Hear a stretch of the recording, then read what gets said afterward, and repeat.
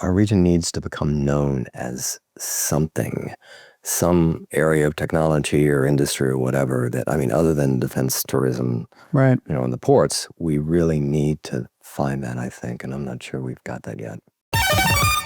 Listen, looking back, it's kind of been a weird road to get here, but I do think, thanks to your help and your help now, we are making a difference here.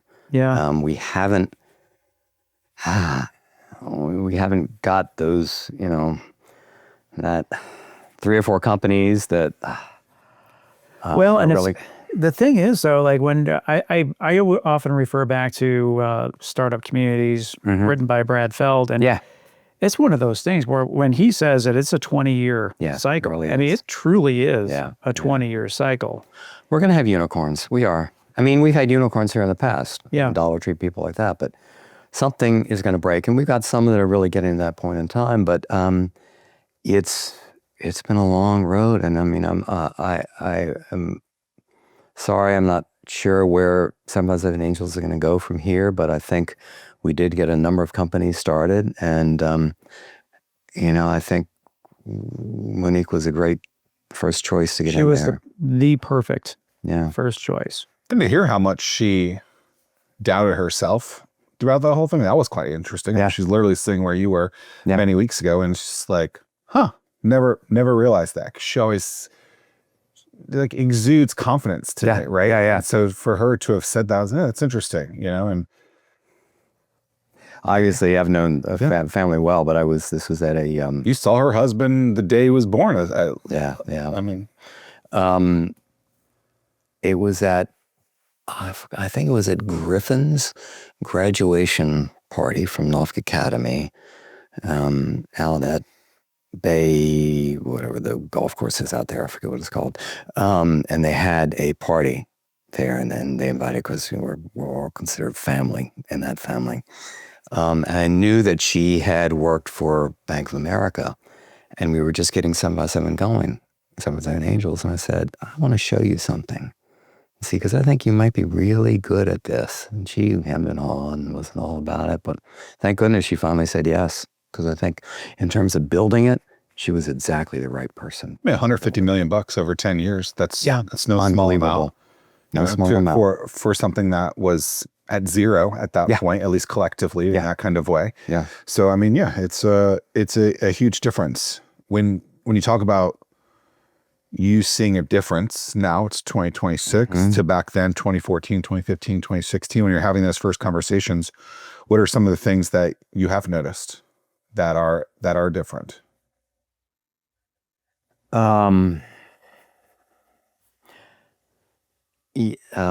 People in my broader world, outside of this world, people talk about companies, or they talk about events that are happening, or somebody say, oh my gosh, I happened to go to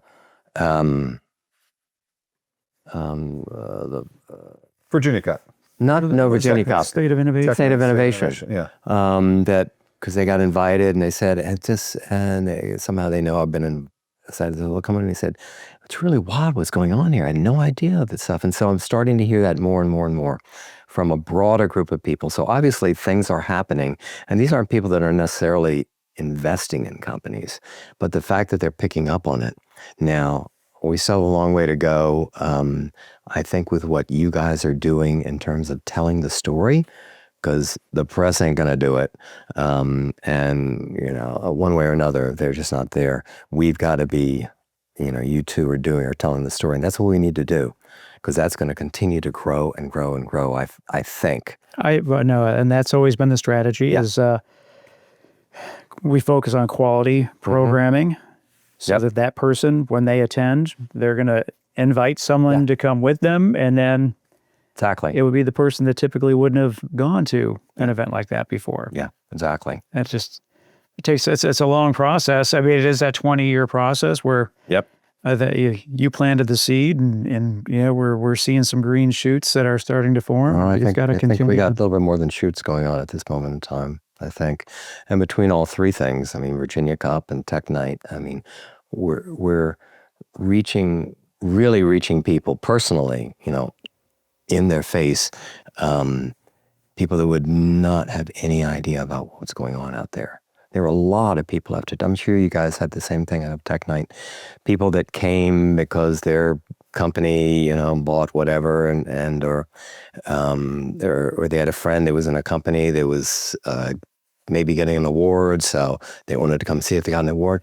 But they saw people and they learned things and they saw about companies that were happening. And well, to me included, in terms of we're in this every day. Yeah.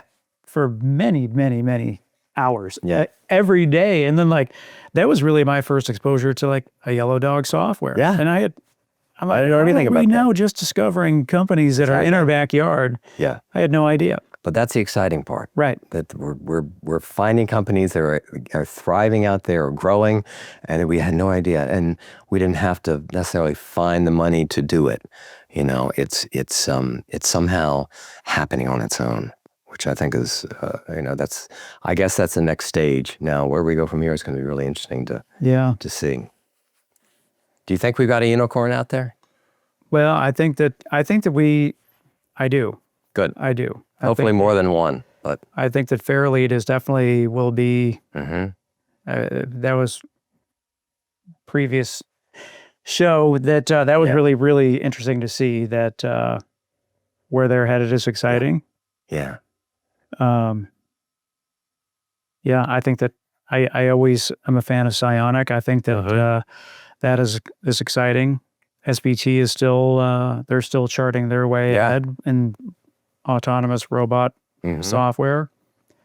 And I think that that's what we have to do, is just really identify these companies, place them on the IHR 200, and raise that awareness for people to, wow, I had no idea. Yeah, and I'm hoping, I think we were hoping that we really be known as the autonomous, be it air, land, and sea, the autonomous region. I think we haven't really grasped that. I think we've got a lot going on, but we need to, our region needs to become known as something, some area of technology or industry or whatever that, other than defense, tourism, right? And the ports, we really need to find that, I think, and I'm not sure we've got that yet. Why do you think that? Right? And why, I think that will drive more nationwide focus on the area. If people go, so with oh my defense gosh. being more dual use, where, and I think 10 years ago, 15, diversification was more so, this is only government dollars to government things.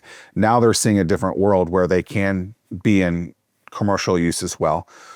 And then tourism I can understand, but then logistics around the port. So I used to believe in what you said too, we need to diversify. But then at some point I said, why don't we double down on these things and make that the thing that we focus on, which is kind of similar to what the deal playbook is too, if you think about that and what the Alliance is doing.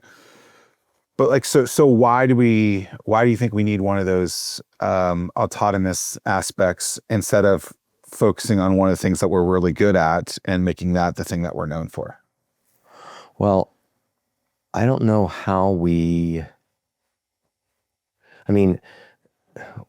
always been the ports, tourism, and defense, and yet we are not known nationally as the center of anything. Now, maybe have we not pushed it, and that's the reason?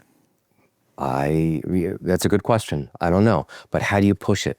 How do you push it so that, there was this thought about and W1 was a big thing on, we've got this huge tract of land way out on the western part of us, and we should build a whole, environment out there where companies can get started and whatever. We just haven't done anything like that. So maybe, I know there's lots going on with logistics, and the ports are amazing how efficiently they've become. But once again, I don't know that's driving people saying, wow, Hampton Roads, have you heard what's going on there? So maybe it will. I would argue that the things that IHR have been doing have a better shot of accelerating those things because we're digging deeper into those aspects than other aspects. Yeah. So, it's just, people don't know the stories are here. It's to the state of innovation, example. I didn't know this was here. So it already is here. So we've proven that. Now it's a storytelling issue. Right. Okay, let's accelerate that. Right. One of the reasons why we got the studio, we got the set here, and I'm putting so much more polish on other things. It's like, okay, like let's play where the big boys play. Like content is big. Right. So let's make sure that these companies and these assets that are here, we can do a better job of that because. Yeah. The other issue we have here, and we just have to recognize, it'd be one thing if we were a Denver that brought together all of their communities around, all came together under one umbrella to develop stuff. We're still nowhere near that. I mean, when we first moved here, Susan and I, our big idea was regionalism. Let's bring everything together until we realized that, Myra Oberndorf, as much as I liked her, and Paul Frame did not like each other, and it was never going to come together between Norfolk and Virginia Beach. And still hasn't, by the way. If all the cities were rowing in the same direction, I think we could do something, and maybe we would have taken one of those areas and done better, but they're all rowing their own boats at this moment in time still. And it's frustrating as heck. And I don't know how we break through that. And I mean, honestly, we fought it for a number of years, and I know I'm not going to make a difference in that anymore. Well, the good thing is I don't think founders care. So that's good. They're going to push through and do their thing. But if you had all the cities working together and providing good space for companies to grow in and support and all of that as one united effort, it'd be big different than what we've got at this moment in time, where the cities have been nice, stepping up, doing some wonderful things. Virginia Beach has been very generous in supporting IHR and the work that you're doing this year, which is fantastic. But it'd be different if they all working together. Well, and quite honestly, if they all work together, it would lower the financial burden. Oh, absolutely. Across that's right. everyone. Yeah, exactly. I know. Do it more at scale than individual. I'm not sure it's going to happen in my lifetime, but you're so young. No, still young. We've come a long, long way. We still have so far to go, but yeah, we have come a long way. Yeah, absolutely, and I give you, and now with you, tremendous credit, because we would be nowhere where we are today if it weren't for the energy that you brought into this and the sense of organization and how to focus and the driving themes that you put underneath the organization. Well, one of the things, and thank you for that, but one of the things that you have always been so good at is putting the right people on the field, on the court. How many years with Star Wheel did it take me to put you on the field? Love pickleball, man. But you were always doing something else too. Yeah, I mean, and I think that everything happened at the right time for the right reasons. Right. And one thing that stands out, while we've been talking here, I was reminded how we first met, and we were introduced, but it was at the time you asked me to do an audit of your current website because you were looking to update your website for the Memory Center. Oh, wow. Oh, my gosh. And I was just getting started at the time. I was so green. So this is your agency days. Yeah. And I remember I gave you a firm fixed price. Yes. And you were like, Tim, you did more than what was said. You can charge me more. And I was like, nope, that's the price that I said that we were going to quote. That's what we quoted you, and that's what we're going to do. How much was it? It was minimal. It was very, very small piece of work. that had to be before 2012. Well, yeah. And so I just remember, and then you invited me to the Memory Care Center. The one to the Memory in Center. Virginia Beach. Yep. And because you wanted me to see it firsthand. And that was really... Yeah, truly special. Because it was like a casino almost in terms of how the town center in the middle and with a movie theater and a bar and an ABC. Yeah, it was a great concept. How did you get involved in that? There were two other guys that kind of pulled me in. One had a big history in doing. He was a doctor in neuropsychology and did a lot of brain trauma stuff and had developed some brain trauma centers originally down like in the New Orleans area before he moved up to the Virginia Beach. It was his concept, but we kind of mirrored it off of something that was going on out in, I think it was Illinois or Ohio. But that concept of having a town center, because these people with Alzheimer's or dementia, they, if you put them in an environment, that's why the one that you went to, we had the Cape Henry lighthouse in the middle of it, because they would think that they were there. They would go back, and so that's why all the stores and the general store, they all name with names that they might remember from being in this area.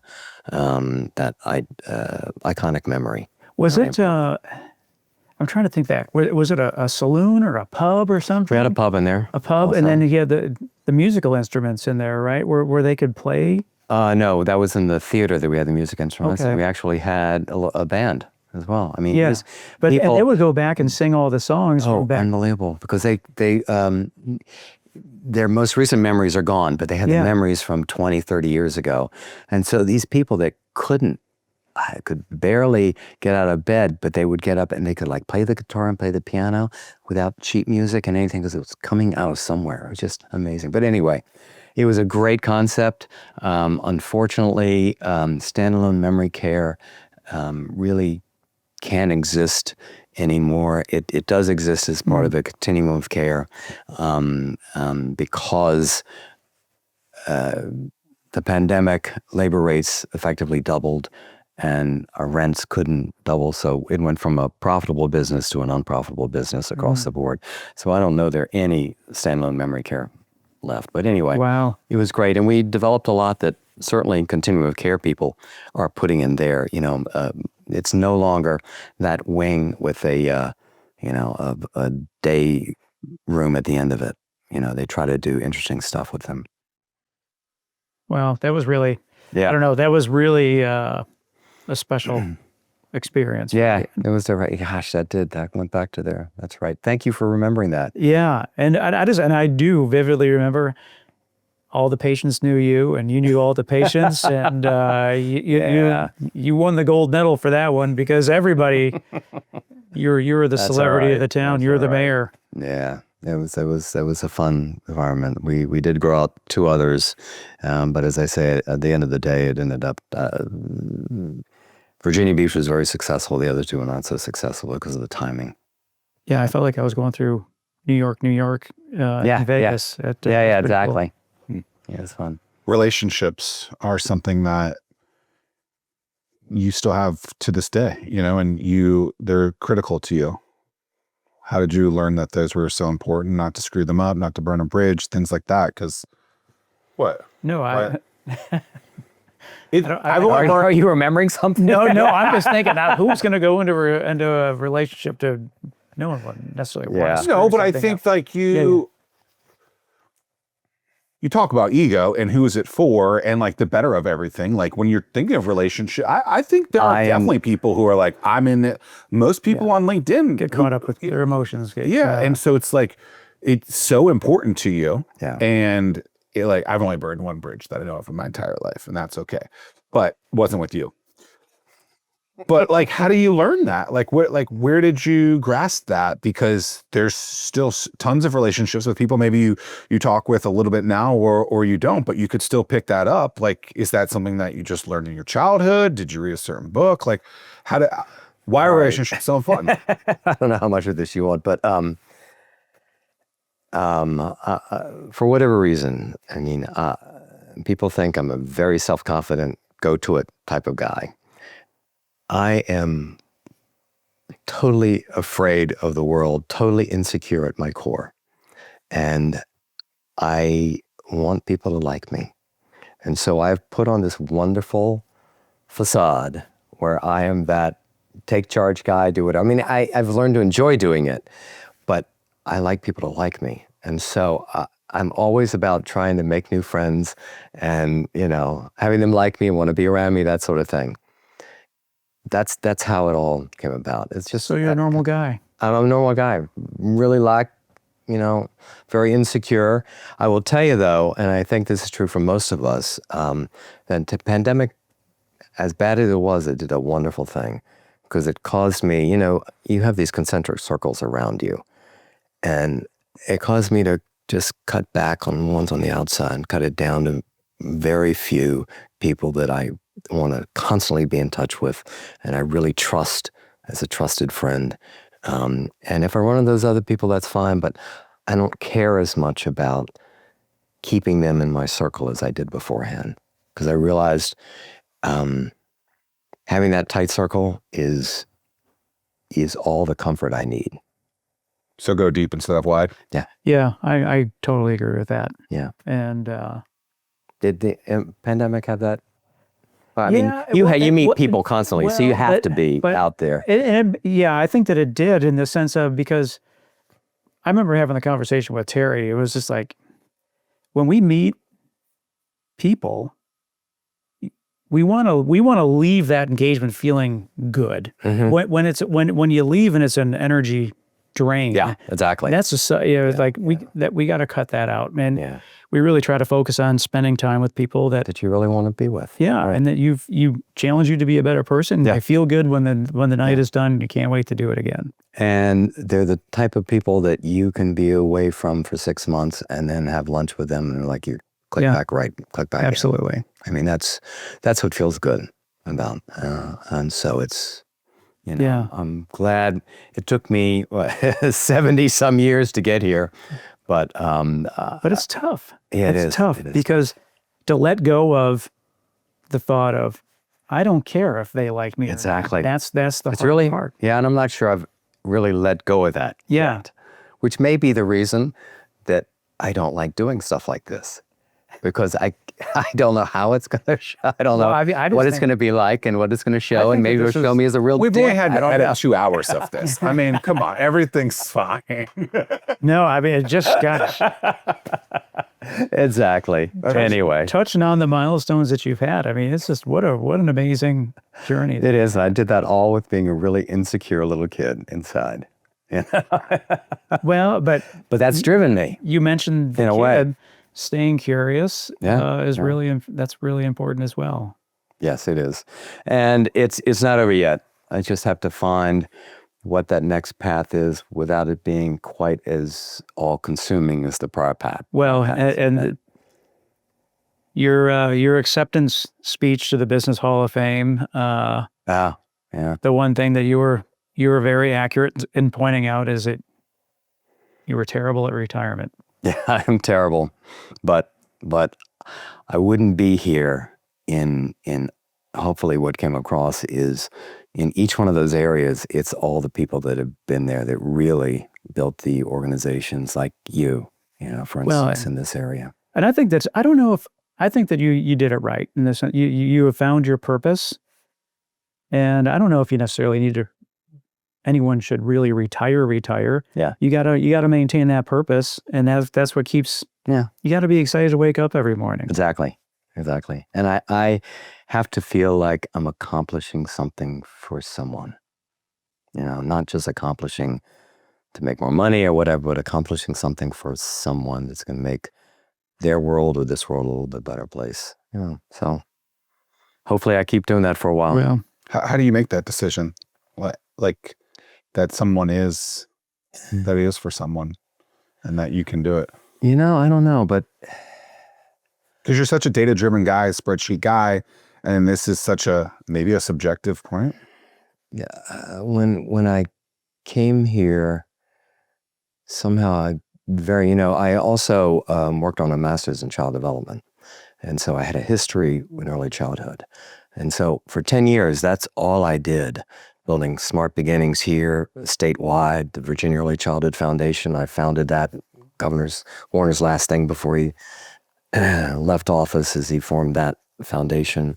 But it was always about, this is great for kids. This is working for kids. And then it turned around and somebody said, well, we need somebody to run entrepreneurship. Well, my background too, let's try that as well.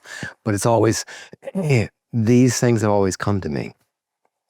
I've been very blessed in that way, and I don't know whether It's God. It's an angel sitting on my shoulder. It's, my father who died a long time ago that's up there kind of directing things. But I'm sure that the right thing will come along now that will fit my age and the level of energy that I've got left. Something will come around. Well, you have a ton of energy. Did you play how many days a week you playing pickleball? You hit the gym most days of the week. 2 if I can, but I don't know. Since I've been back here, I've been trying to, I was just back here for 4 weeks. I've been trying to catch up with everybody. You got a mean pickleball elbow too? Is that what it is? No, I don't. Good. But I had a tennis elbow for years. I remember I used to get shots in and everything, but no, fortunately, I don't know why that hasn't. I coined that 22 days ago, pickleball elbow. That's good. I don't know if it's true. Maybe, in tennis, you're overhead serving, and I think that really torques it. Pickleball, you can't serve above the waistline, so I think that helps. Good to know. Yeah. It's been a decade since kind of the entrepreneurship stuff from a collection of individuals, kind of a collaboration has been going on. What do you see as the future? We talked about, is it a 20-year, does it take 20 years? It's been 10 of that. Like, where do you see all this going? That's up for the two of you to tell me. I am. Come on. You can't spin this back on us. Absolutely. That's a perfect answer. You two are the guys that are, as far as I'm concerned, you two are running the ecosystem here in so many, many ways. And everybody is really realizing that at this point in time. Excuse me. So it's really, you're driving the train here. And I put great faith in both of you. I mean, I've known you for a long time. I may have met you before I even met him, to be honest. But I have no doubt that you guys, I've watched what you've done just over the last couple of years since you've been on board, honing in on the right messaging. This telling the story. That was just a brilliant thing to focus on, and will be, because that's really going to build our ecosystem, telling the story, because nobody's out there to do it if we don't. So no, I'm not. I have no idea. I'm just going to be interested in watching you guys. Hopefully you'll keep me around. On the board, probably moving to advisory board someday. But I get to watch. No, that's you were the chair for a long, long time. Way too long. Of Angels, right? Of all of them.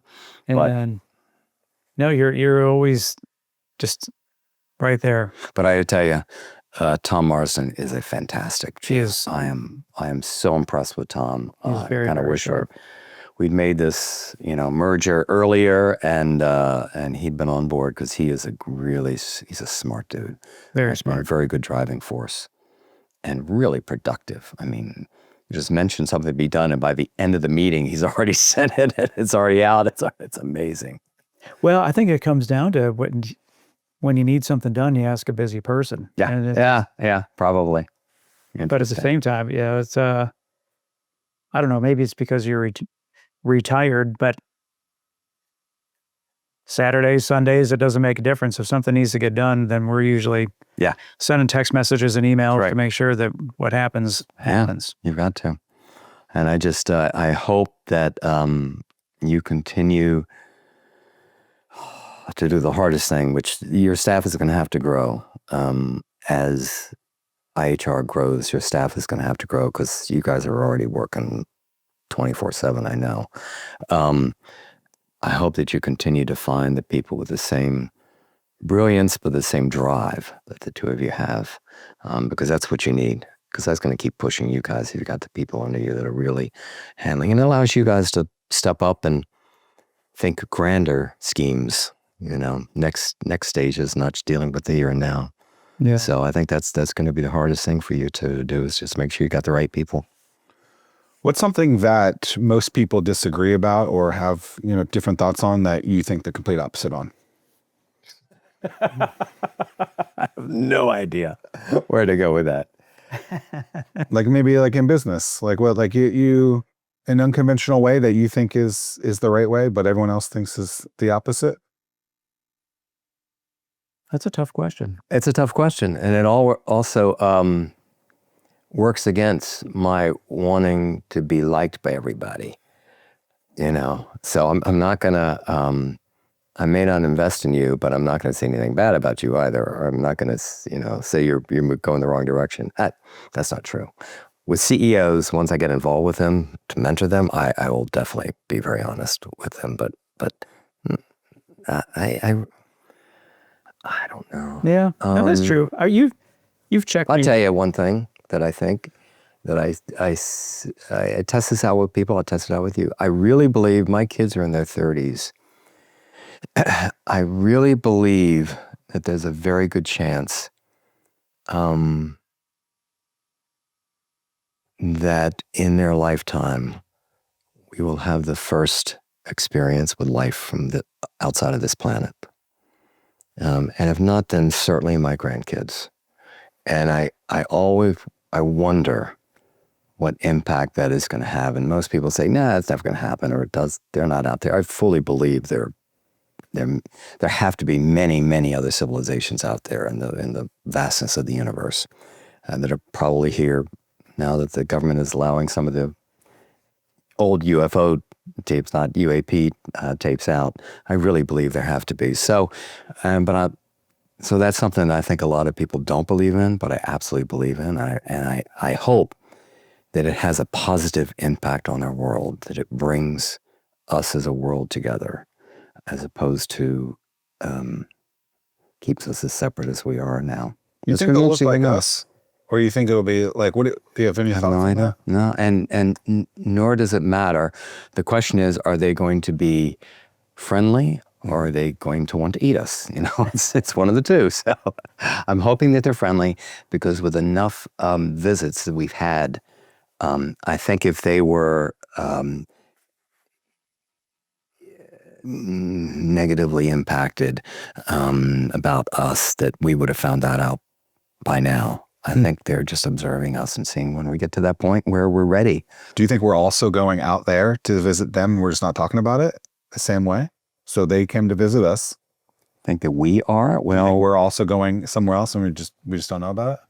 This show go way wild. I love it. You mean that the government has stuff going on? I'm just saying, are we also That's very interesting. Traveling elsewhere? I don't know. But if you haven't, and I don't know how I missed this, but on Apple there's something called For All Mankind. It's got 5 seasons. It's done now. It goes back several years, but it's really, really fascinating, because it focuses on all that, but it uses real life history and kind of rewrites it a little bit all the way through. Everything from the U.S. and Russia fighting to get to the moon. So it's like a documentary? No. It's absolute fiction, but it is all wrapped around real events that actually happened in the time that they happened in. So it's fascinating. Just watch part of the first season. It's interesting, but in that sense, the government was doing a lot more outside than we ever had an idea they were doing. But I have no idea. Yeah. Well, it's interesting. Not that I do not want this to happen, for the record. But in terms of a uniting force, after a hurricane, and there's no power, all the neighbors are out. They're talking to one another. I mean, it's just it brings. It does. Everyone lends a hand. Even in our very divided country politically at this moment in time, it does bring people together. It's just horrible that it has to be that to bring people together. Exactly. Negative brings positive. What are your thoughts on AI? As someone who's had a career in such, early stage stuff. It is so different from the technology revolution that I lived through, in that it is democratized. Everybody can have AI. Each of us have AI on our phone, on our computers, and we're not paying for it effectively. Truly democratized. So I'm hoping for the best, and we'll just have to see how it developed. I mean, I think there are enough smart people out there that I don't think the government is really going to ever get its act together and trying to figure out how to control, but I think there are enough smart people out in industry that understand the issues, or I'm praying that there are, but I think there are too, enough people that, it won't get out of control, but there's such benefits to it. I mean, just unbelievable. And we're going to have to restructure. I mean, as little as 3 years ago, I was telling kids, you really need to go, learn coding. Well, you don't need to do that anymore because AI is going to do all the coding. So it's just happening so fast. But it's going to be fun. It's going to be really exciting. Well, we know that you spend half of your time now in Costa Rica. Happily. One of the questions that we ask to end each show is we want to identify the food of the region. Because so we have Buffalo Wild Wings and Chicago deep dish pizza, and pick a city. Well, we're just trying to figure out what should Hampton Roads be known for?